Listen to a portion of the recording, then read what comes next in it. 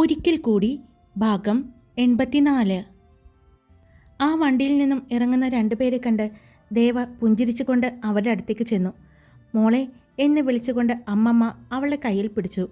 അത് ദേവയുടെ അമ്മമ്മയാണെന്ന് സൂരജിന് മനസ്സിലായി. അപ്പോഴാണ് ഡ്രൈവിംഗ് സീറ്റിൽ നിന്നും ഇറങ്ങുന്ന ഒരു പ്രായമുള്ള ആളെ കാണുന്നത്. ദേവ ചിരിച്ചുകൊണ്ട് അദ്ദേഹത്തിൻ്റെ അടുത്തേക്ക് ചെല്ലുന്നതും അദ്ദേഹം അവളെ ചേർത്ത് പിടിച്ച് നെറ്റിയിൽ ചുംബിക്കുന്നതും സൂരജ് കണ്ടു. ഞങ്ങൾ വന്നപ്പോൾ കണ്ട കാഴ്ച നന്നായിട്ടുണ്ട്, അമ്മച്ചൻ പറഞ്ഞു. അതുകൊണ്ട് മരുമകനെ പരിചയപ്പെടുത്തേണ്ട ആവശ്യമില്ല. അതും പറഞ്ഞ് ചിരിച്ചുകൊണ്ട് അമ്മാച്ചൻ സൂരജിൻ്റെ അടുത്തേക്ക് വന്നു. അവനും തിരിച്ച് അദ്ദേഹത്തെ നോക്കി പുഞ്ചിരിച്ചു. എന്നെ പരിചയപ്പെടുത്തേണ്ടല്ലോ, ഞാൻ ദേ ഇവളുടെ അമ്മാച്ചനാണ്. എൻ്റെ പേരറിയോ? അദ്ദേഹം ചോദിച്ചു. സൂരജ് ദേവയുടെ മുഖത്തേക്ക് നോക്കി. ഇല്ല, അവൻ പറഞ്ഞു. ഇത്രയായിട്ടും ഭാര്യയുടെ അമ്മാച്ചൻ്റെ പേര് അറിയില്ല എന്ന് പറഞ്ഞ മോശമല്ലേടോ? ചെറിയൊരു ചിരിയോടെയാണ് അദ്ദേഹം പറഞ്ഞത്. എൻ്റെ പേര് നരസിംഹ ശ്രീനിവാസ ശർമ്മ. ഇത് എൻ്റെ ഭാര്യ അംബ നരസിംഹ ശ്രീനിവാസ.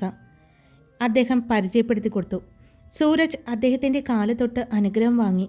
നന്നായിരിക്കട്ടെ, എപ്പോഴും സന്തോഷത്തോടെയും സമാധാനത്തോടെയും ആയുരാരോഗ്യത്തോടു കൂടിയും ഇരിക്കട്ടെ. അദ്ദേഹം അവനെ അനുഗ്രഹിച്ചു. ദേവയും മുത്തച്ഛൻ്റെ കാലിൽ തൊട്ട് അനുഗ്രഹം വാങ്ങി. ദീർഘസുമംഗലിയായിട്ട് ഇരിക്കട്ടെ, അവളെയും അനുഗ്രഹിച്ചു. മുത്തശ്ശിയുടെയും കാലിലും സൂരജും ദേവയും തൊട്ട് അനുഗ്രഹം വാങ്ങി. പുറത്ത് വണ്ടി നിന്ന ശബ്ദം കേട്ടപ്പോഴാണ് എല്ലാവരും അകത്തുനിന്ന് വന്നിരുന്നു. വന്നവർ കാണുന്നത് സൂരജിനെയും ദേവയെയും ചേർത്ത് പിടിച്ചു നിൽക്കുന്ന അമ്മാച്ചനെയും അമ്മമ്മയുമാണ്. അദ്ദേഹത്തിൻ്റെ മുഖത്തെ സന്തോഷം കണ്ടപ്പോൾ തന്നെ ദേവയുടെ അച്ഛനും അമ്മയ്ക്കും ഒരുപാട് സന്തോഷമായി. കാരണം അച്ഛൻ അത്ര പെട്ടെന്നൊന്നും ആരോടും അടുക്കില്ല എന്ന് ദേവയുടെ അമ്മയ്ക്ക് അറിയാം. ഒറ്റ നോട്ടത്തിൽ തന്നെ ആളുകളെ തിരിച്ചറിയാനുള്ള ഒരു പ്രത്യേക കഴിവ് അച്ഛനുണ്ടെന്ന് എല്ലാവരും പറഞ്ഞ് തങ്ങൾക്കറിയാം. അവർക്കും അനുഭവമുള്ളതാണ്.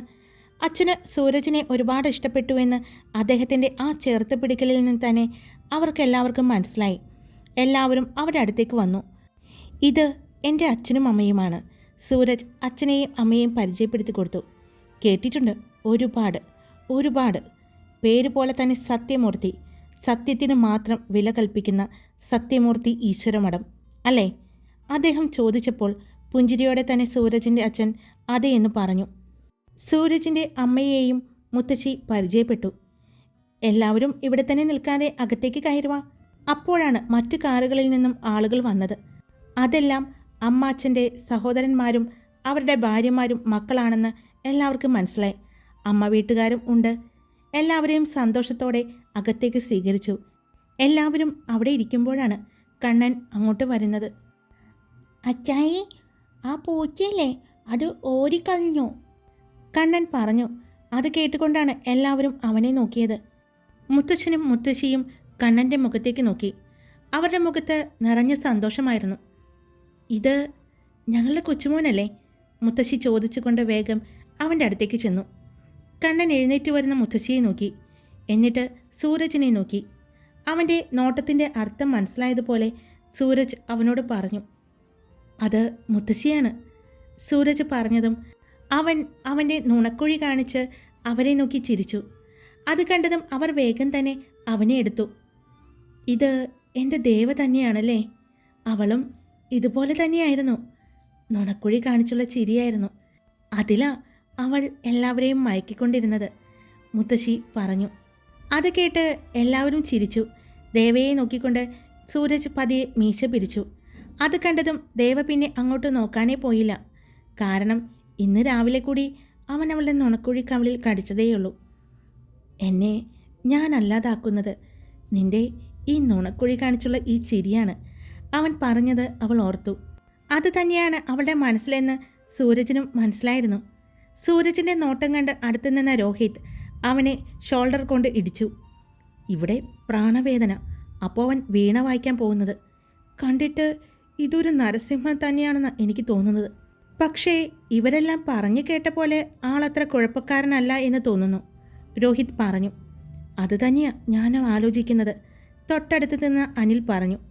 അപ്പോഴേക്കും സൂരജിൻ്റെ അമ്മയും ദേവയുടെ അമ്മയും എല്ലാവർക്കും പോയി ചായയും അവർക്ക് കഴിക്കാനുള്ള കുറച്ച് പലഹാരങ്ങളുമായി വന്നു. നിങ്ങൾ ഭക്ഷണം കഴിച്ചിട്ടില്ലല്ലോ, നമുക്ക് ഭക്ഷണം കഴിക്കാൻ ഇരുന്നാലോ? ദേവയുടെ അമ്മ ചോദിച്ചു.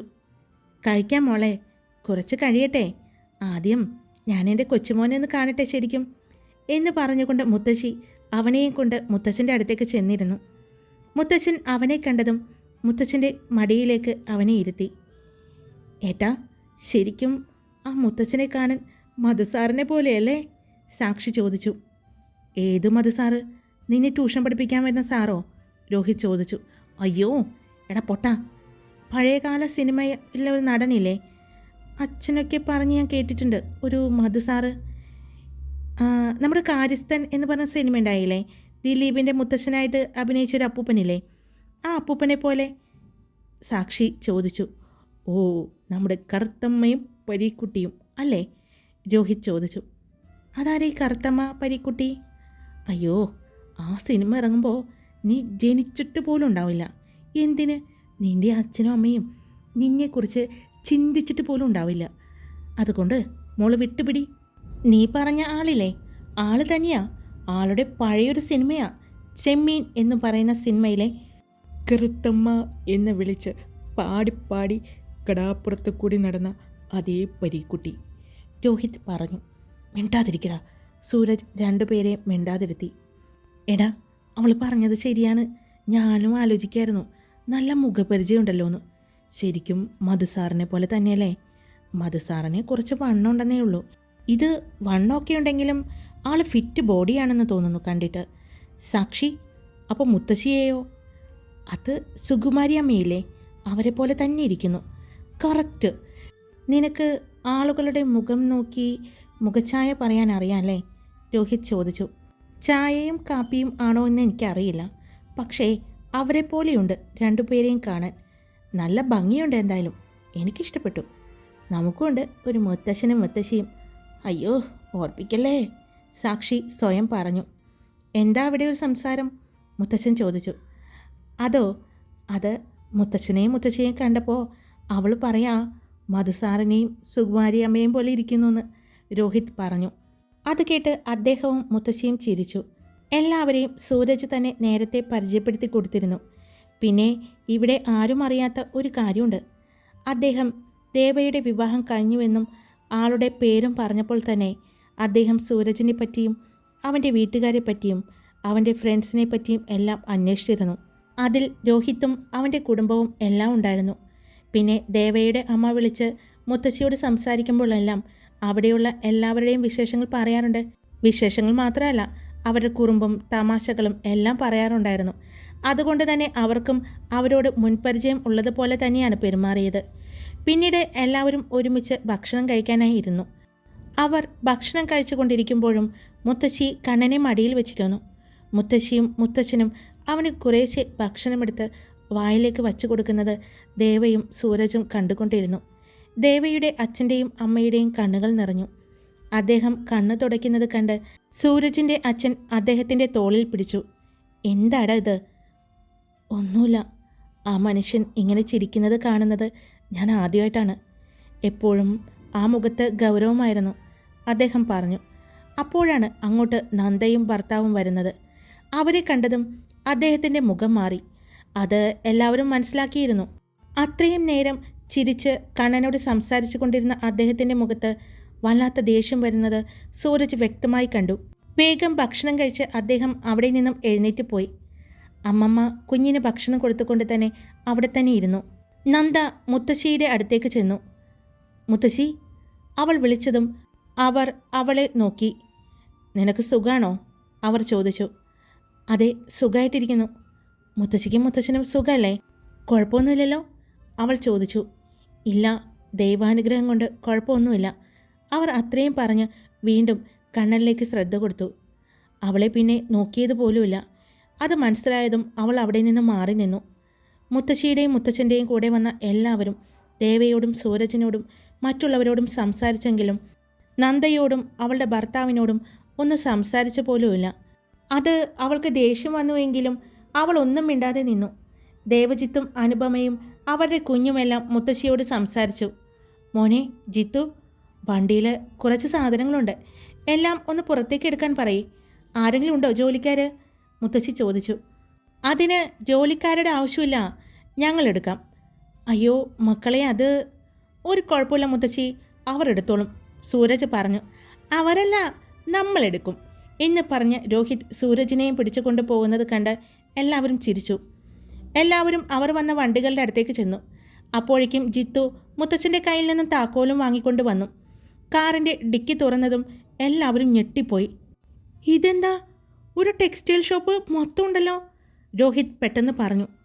എടാ, ഇത് ടെക്സ്റ്റൈൽസ് മാത്രമല്ല, ഇത് നോക്കിയേ, ജ്വല്ലറികളും ഉണ്ട്. ടെക്സ്റ്റൈൽ ഷോപ്പുകളുടെയും ജ്വല്ലറികളുടെയും കവറുകളും ബോക്സുകളും ആയിരുന്നു അതിൽ. അതെ മക്കളെ, ആ പുറകിലെ കാറിൽ കൂടിയുണ്ട്. അവിടെ നിന്നും മുത്തശ്ശി വിളിച്ചു പറഞ്ഞത് കേട്ടതും, എടാ, ഈ പാലക്കാട് ടൗണിൽ തന്നെ ഒരു ഷോപ്പ് കിട്ടുമോ എന്ന് നീ ഒന്ന് അന്വേഷിക്കേ. ഞാൻ കുറേ നാളായി ആലോചിക്കുന്നു ഞങ്ങളുടെ ഷോപ്പ് ഈ ഭാഗത്തേക്ക് കൊണ്ടുവന്നാലോ എന്ന്. ഇതിപ്പോൾ ഷോപ്പ് മാത്രം മതി, എല്ലാ സാധനങ്ങളും ഇവിടെ എത്തിയിട്ടുണ്ട്, രോഹിത് പറഞ്ഞു. അത് കേട്ട് എല്ലാവരും ചിരിച്ചു. എല്ലാവരും കൂടി സാധനങ്ങളെല്ലാമായിട്ട് അകത്തേക്ക് വന്നു. അതവിടെ ലിവിംഗ് റൂമിൽ തന്നെ അച്ഛനും അമ്മമ്മയും ഉണ്ടായിരുന്നു. എല്ലാവരും അവിടെയുള്ള ടേബിളിലും താഴെയുമായി വെച്ചു. മുത്തച്ഛൻ മുത്തശ്ശിയെ നോക്കിയതും മുത്തശ്ശി അവിടെ നിന്നും എഴുന്നേറ്റു. ആ കവറുകളിൽ എന്തോ തിരയാൻ തുടങ്ങി. അതിനടിയിൽ വച്ചിരുന്ന ഒരു കവർ അവർ വലിച്ചെടുത്തു. അത് മുത്തച്ഛൻ്റെ കയ്യിലേക്ക് കൊടുത്തു. പിന്നെ മുത്തശ്ശി അതിൽ എന്തോ നോക്കുന്നത് കണ്ടു. അവിടെ നിന്ന് തന്നെ മറ്റൊരു കവർ കൂടി എടുത്തു.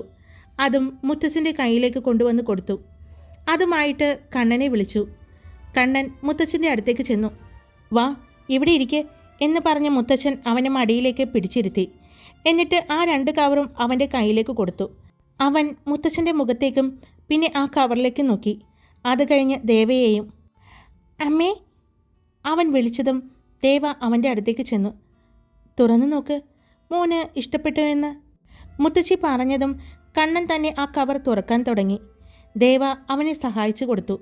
അവൻ കവറെടുത്തു മാറ്റി. അതിൽ ഒരു ബോക്സ് ഉണ്ടായിരുന്നു. ബോക്സ് തുറന്നപ്പോൾ ക്രീമും ഗോൾഡനും വരുന്ന നല്ല ഷെർവാണിയും അതുപോലെ തന്നെ മറ്റു 2-3 കളർ കൂടി ഉണ്ടായിരുന്നു. പിന്നെ അതിന് താഴെ തന്നെ നല്ല കസവിൻ്റെ കുഞ്ഞു മുണ്ടുകൾ 2-3 കൂടി ഉണ്ടായിരുന്നു. ഇത് നമ്മുടെ തറവാട്ടിൽ തന്നെ നെയ്തെടുത്തതാണ്, മുത്തശ്ശി പറഞ്ഞു. അത്രയും മനോഹരമായിരുന്നു ആ മുണ്ട് കാണാൻ. കണ്ണനത് ദേവയുടെ കയ്യിലേക്ക് കൊടുത്തു. ഇനി അടുത്ത ബോക്സ്, മുത്തശ്ശി പറഞ്ഞു. കണ്ണൻ ആ ബോക്സ് തുറന്നു. അതിൽ ഒരു സ്വർണ്ണ ചെയിനും നരസിംഹമൂർത്തിയുടെ ഒരു പെൻഡൻറ്റും ആയിരുന്നു. നരസിംഹമൂർത്തിയുടെ രൂപം കൊത്തിയ ഒരു ബ്രേസ്ലെറ്റും ഉണ്ടായിരുന്നു. കണ്ണൻ അതെടുത്ത് ദേവയുടെ കയ്യിലേക്ക് കൊടുത്തു.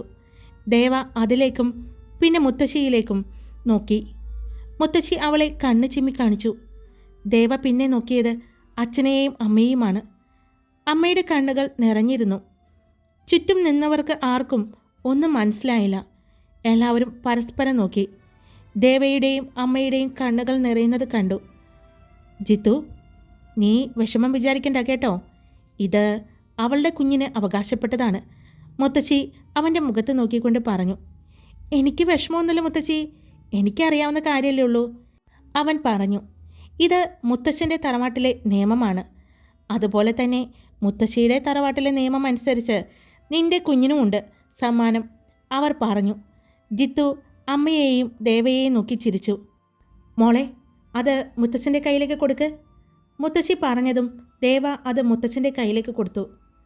ഞാനിത് മോന് ഇട്ട് കൊടുക്കുന്നതിന് മുമ്പ് എനിക്ക് സൂരജിനോടും സത്യമൂർത്തിയോടും ഒരു കാര്യം പറയാനുണ്ട്. ഞാൻ നരസിംഹ ശ്രീനിവാസ ശർമ്മ എന്ന എൻ്റെ പേരിൻ്റെ നരസിംഹം എന്ന് പറയുന്നത് എൻ്റെ കുടുംബ പേരാണ്. അതിൻ്റെ ഇത്രയും നാളത്തെ അവകാശി ഞാനായിരുന്നു. അച്ഛനും അപ്പൂപ്പനും മുത്തച്ഛനും മുതുമുത്തച്ഛനും എല്ലാവരും കൈമാറി വന്നതാണ് എൻ്റെ കയ്യിലേക്ക് എത്തിയതാണത്, അതിൻ്റെ അവകാശവും. അത് ഞാൻ ഭംഗിയായി തന്നെ കൊണ്ടു നടന്നു. ഇപ്പോഴും അവർ ഉണ്ടാക്കിയതിനേക്കാൾ ഇരട്ടി ഇപ്പോൾ നമ്മുടെ കയ്യിലുണ്ട്. ഞാൻ പറഞ്ഞു വന്നത് എന്താണെന്ന് വെച്ചാൽ, ഇനി ആ തലമുറ നിലനിർത്താൻ പോകുന്നത്, അല്ലെങ്കിൽ ആ തലമുറയുടെ അവകാശം മുഴുവൻ ഇരിക്കുന്നത് ഇവനിലാണ്, ഞങ്ങളുടെ കൃഷ്ണ സൂരജ് സത്യമൂർത്തി എന്ന ഞങ്ങളുടെ കണ്ണനിൽ. അതുകൊണ്ട് അതിൻ്റെ അവകാശം ഈ കുഞ്ഞിന് കൈമാറുകയാണ്. എൻ്റെ അച്ഛനായിട്ട് എനിക്ക് തന്നതാണിത് എന്ന് പറഞ്ഞ് അദ്ദേഹത്തിൻ്റെ കഴുത്തിൽ ഉള്ളതും കയ്യിലുള്ളതും കാണിച്ചു കൊടുത്തു. കണ്ണന് കൊണ്ടുവന്നിരിക്കുന്ന അതിൻ്റെ തന്നെ അല്പം വലുത് അദ്ദേഹത്തിൻ്റെ കഴുത്തിലും ഉള്ളത് എല്ലാവരും ശ്രദ്ധിച്ചു. ഞങ്ങളുടെ പാരമ്പര്യത്തിൻ്റെ ഒരു അടയാളം എന്നതുപോലെ ഇത് പരമ്പരാഗതമായി തന്നെ കൈമാറി വരുന്നതാണ്. അത് ഞാൻ നിങ്ങളുടെ കുഞ്ഞിന് ഇട്ടുകൊടുക്കുന്നത് കൊണ്ട് നിങ്ങൾക്ക് ബുദ്ധിമുട്ടുണ്ടോ? മുത്തച്ഛൻ സൂരജിനെയും സൂരജിൻ്റെ അച്ഛനെയും നോക്കി ചോദിച്ചു. സൂരജ് അച്ഛനെ നോക്കി. അവൻ കുഞ്ഞല്ലേ, ഇപ്പോഴേ അതിൻ്റെ ആവശ്യമുണ്ടോ? സൂരജിൻ്റെ അച്ഛൻ ചോദിച്ചു. അവനിപ്പോൾ തന്നെ എല്ലാ അവകാശവും എഴുതി കൊടുക്കുന്നു എന്നല്ല, ഇപ്പോൾ അതെല്ലാം നോക്കി നടത്തുന്നത് ഞാനാണ്. എനിക്ക് ശേഷം അത് നോക്കി നടത്താനും അവിടുത്തെ കാര്യങ്ങളെല്ലാം വന്നു നിന്ന് ചെയ്യാനൊന്നും സൂരജിന് പറ്റില്ല എന്ന് എനിക്കറിയാം. പക്ഷേ അതിൻ്റെ അവകാശം മുഴുവൻ സൂരജ് സത്യമൂർത്തിക്ക് ആയിരിക്കും. അതിനുശേഷം മാത്രമേ കണ്ണൻ ഒറ്റയ്ക്ക് കാര്യങ്ങൾ എന്ന് ചെയ്യാൻ തുടങ്ങുന്നോ അന്നു മുതൽ അത് അവനിലേക്ക് എത്തുകയുള്ളൂ. എനിക്ക് ശേഷം അതെല്ലാം നോക്കി നടത്തേണ്ടത് നിങ്ങളാണ്.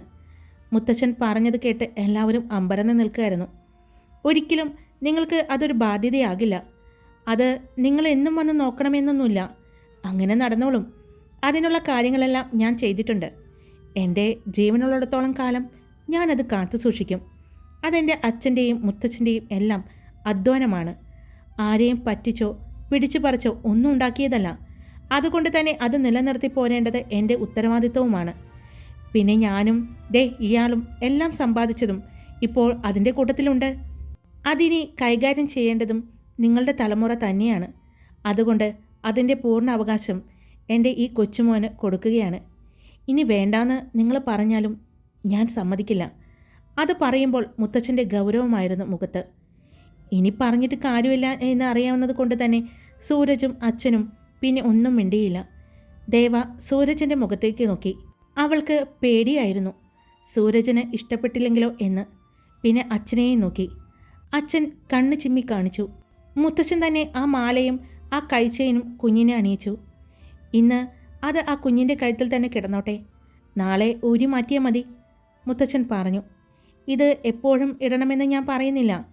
പക്ഷേ എന്ന് ഈ മോൻ ആ നാട്ടിലേക്ക് എത്തുന്നു അന്നെല്ലാം അവൻ്റെ കഴുത്തിലും കയ്യിലും ഇതുണ്ടായിരിക്കണം, മുത്തച്ഛൻ പറഞ്ഞു. പിന്നീട് മുത്തശ്ശി തന്നെയായിരുന്നു എല്ലാവർക്കും ഓരോന്നും എടുത്തു കൊടുത്തത്.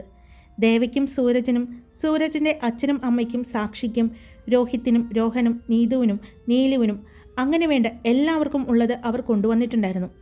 പ്രത്യേകം ദേവയുടെ അമ്മയെ വിളിച്ച് ചോദിച്ച് അറിഞ്ഞാണ് മുത്തശ്ശി എല്ലാം കൊണ്ടുവന്നതെന്ന് എല്ലാവർക്കും മനസ്സിലായി. അവർക്ക് ഡ്രസ്സുകളുടെ കൂട്ടത്തിൽ തന്നെ ആഭരണങ്ങൾ നൽകാൻ അവർ മറന്നില്ല. അത് മേടിക്കാൻ മടിച്ച നീലുവിനെയും ഗീതുവിനെയും അഞ്ജനയോടും അനിതയോടും എല്ലാം അവർ മറ്റൊരു കാര്യം കൂടി പറഞ്ഞു. ഇന്ന് അക്ഷയ തൃതീയയാണ്. അതുകൊണ്ട് തന്നെയാണ് ഞങ്ങൾ നിങ്ങൾക്കിത് സമ്മാനിക്കുന്നത്.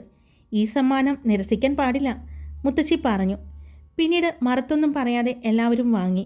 ദേവയുടെ അച്ഛനും അമ്മയ്ക്കും ജിത്തുവിനും അവൻ്റെ ഭാര്യയ്ക്കും കൊച്ചിനും എല്ലാം ഉണ്ടായിരുന്നു. ആ കൂട്ടത്തിൽ നന്ദയ്ക്കും അവളുടെ ഭർത്താവിനും മുത്തശ്ശിയാണ് കൊടുത്തത്. സൂരജിനും ദേവയ്ക്കും മുത്തച്ഛനാണ് കൊടുത്തത്.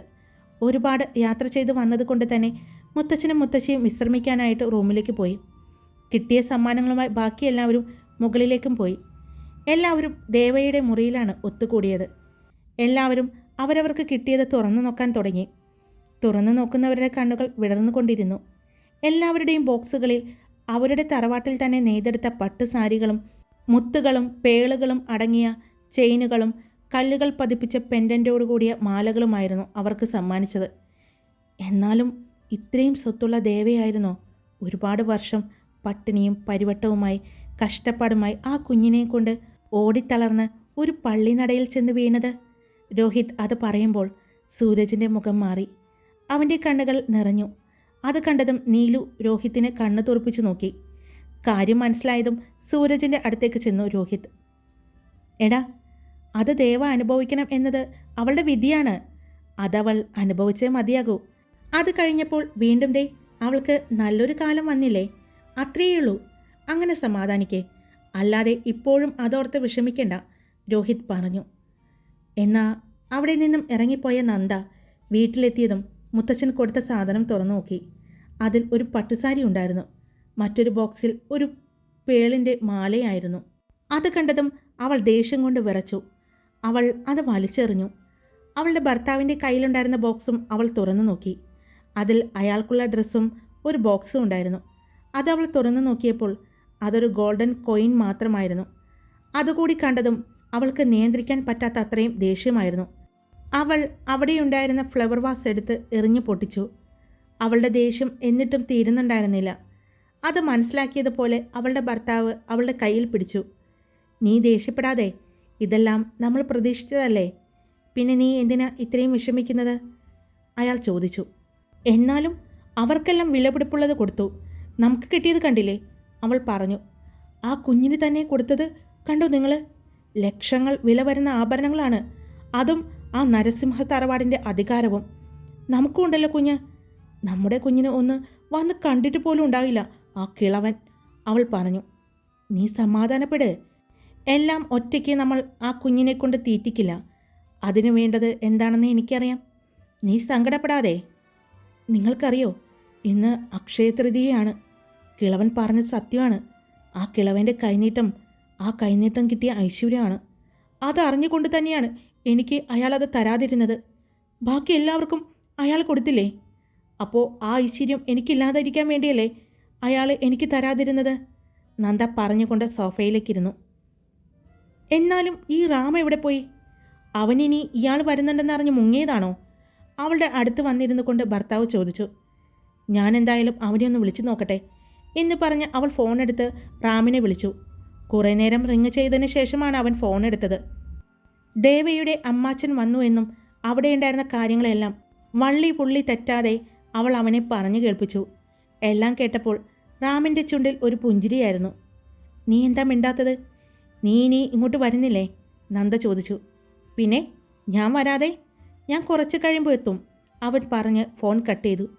അവൾ കുറച്ചു നേരം അങ്ങനെ തന്നെ ഇരുന്നു. ഹായ്, സ്റ്റോറി ഇട്ടിട്ടുണ്ട്, ഇന്നും ലേറ്റാണ്. ജന്മങ്ങളായി ഇത്തിരി കഴിയുമ്പോൾ അപ്ലോഡ് ചെയ്യും. അപ്പോൾ എല്ലാവരും കേട്ടിട്ട് ഇഷ്ടപ്പെട്ടെങ്കിൽ ലൈക്ക് ചെയ്യുക, കമൻറ്റ് ചെയ്യുക, സബ്സ്ക്രൈബ് ചെയ്യാതെ കേൾക്കുന്നവർ സബ്സ്ക്രൈബ് ചെയ്യുക. Love you all. It's me Karthika.